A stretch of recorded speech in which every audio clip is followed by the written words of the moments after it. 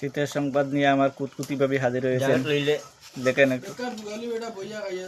আসসালামু আলাইকুম। শীতের সংবাদ নিয়ে আমি হাজির হলাম আপনাদের কুতকুতি ভাবি। প্রথমেই রয়েছে বিবাহিত পুরুষদের জন্য সরকারের পক্ষ থেকে সতর্ক বার্তা। অতিরিক্ত ঠান্ডা তীব্রতার কারণে ঘরের বউকে সকাল 10টার আগে ঘুম থেকে জাগানো যাবে না। 10টার পর দুপুর 2টার মধ্যে বউকে গুড মর্নিং বলে আলতোভাবে ঘুম ভাঙাতে হবে।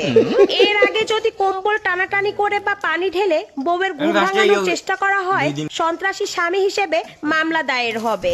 এবার দ্বিতীয় সতর্ক বার্তা, বউয়ের কম্বলের ভিতরে ঢুকে যখন তখন অহেতুক নড়াচড়া করা যাবে না, তাহলে শারীরিক টর্চারের মামলা দায়ের করা হবে। বিশেষ যে সতর্ক বার্তা রয়েছে সেটি হলো বউকে মাসে একদিনের বেশি গোসল করাতে বাধ্য করা যাবে না, তাহলে নারী নির্যাতনের মামলায় 20 বছর কারাদণ্ড দায়ের করা হবে। এখন নেব বিরতি, বিরতির পর নিয়ে আসবো ব্যাচেলরদের খবর। ধন্যবাদ।